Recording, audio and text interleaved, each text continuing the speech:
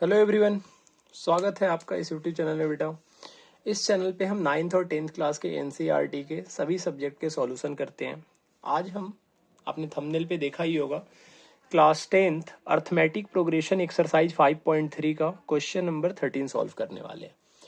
Question solve करवाने से पहले आपको कुछ चीज़ें बता देता हूँ। अगर आप चैनल पे नए हो, अगर आप पहली बार मेरी वीडियो को देख रहे हो, ठीक है, और अगर आपको सॉल्यूशन समझ में आ रहा है या आ जाए देखने के बाद, तो बेटा वीडियो को लाइक करना है, चैनल को सब्सक्राइब तो सबसे पहले जाके कर लो अगर आपने अभी तक नहीं किया है तो, और कम से कम मिनिमम जितने दोस्तों में आप शेयर कर सकते हो मैक्सिमम उतने दोस्तों में आपको शेयर कर देना है वीडियो। ठीक है, इतना तो आप कर सकते हो, ये छोटा सा काम तो आप कर सकते हो मेरे लिए। चलो अब क्वेश्चन को सॉल्व करते हैं। क्वेश्चन क्या बोल रहा है, find the sum of first 15 multiple of 8।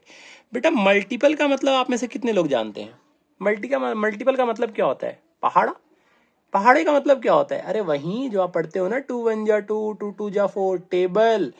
तो मल्टीपल का मतलब क्या होता है भाई साहब? टेबल। मतलब 15 मल्टीपल ऑफ 8। इसका मतलब भाई 15 से 8 को मल्टीप्लाई करके मत लिख देना, पता चले 15 से 8 को मल्टीप्लाई करके 120 लिख दो, है ना? कुछ विद्वान है ना आप में से जो ये कर सकते हैं। ऐसा नहीं करना भाई, 8 का मल्टीपल लिखना है 15 तक। अब 8 का पहाड़ा पढ़ना स्टार्ट करो, 8 का टेबल पढ़ो तो भाई, एपी बनाओ तो जरा। 8 1 जा 8, 8 2 जा 16, 8 3 जा 24, 8 4 जा 32, 8 5 जा 40। शोभा दे रहा है ये 10th क्लास में जाके टेबल पढ़ रहे हो? शर्म नहीं आ रहा? फिर करेंगे कैसे इसको? ऐसे ही लिखते हुए जाए और लिख के जाके सबको प्लस करे? अरे नहीं यार, इसीलिए तो आपको फॉर्मूला पढ़ाया गया है। क्या फॉर्मूला पढ़ाया गया है?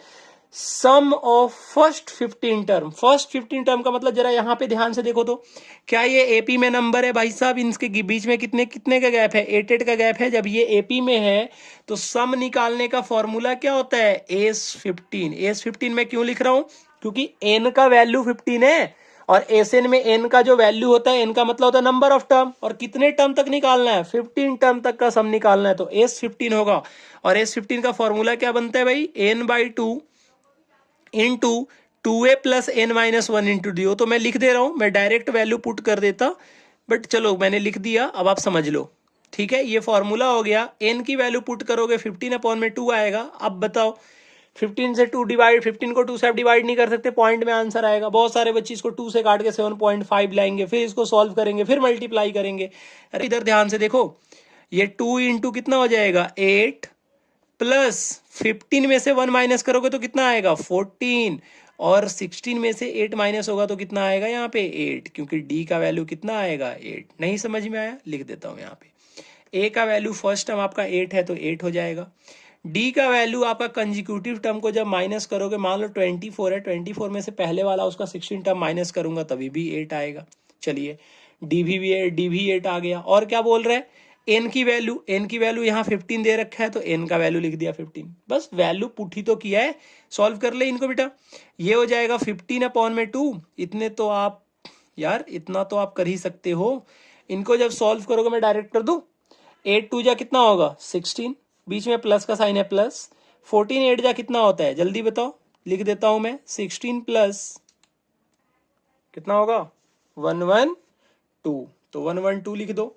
जब इनको ऐड करोगे तो कितना आ जाएगा? ये आ जाएगा आपका 15 अपॉन में 2 इंटू 128। बेटा 2 से कट करोगे कितना आएगा? 2 6 जा 12, 2 4 जा 8। भाई ब्रैकेट का मतलब मल्टीप्लाई होता है, आता है ना इतना समझ में?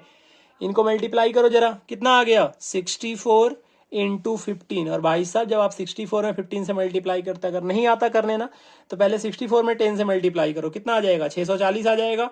और 64 में 5 से मल्टीप्लाई करो, 64 में 5 से करने पे कितना आता है? 5 4 जा 20, 6 5 जा 30 और 2 32। और जब इन दोनों को प्लस करोगे तो कितना आ जाएगा आपका आंसर? 960। और यही आपका आंसर है। समझ में आया? कुछ समझ में आ गया ना बेटा? उम्मीद करते हैं समझ में तो आ ही गया होगा आपको। इससे आसान और सॉल्यूशन क्या ही करवा सकता था आपको।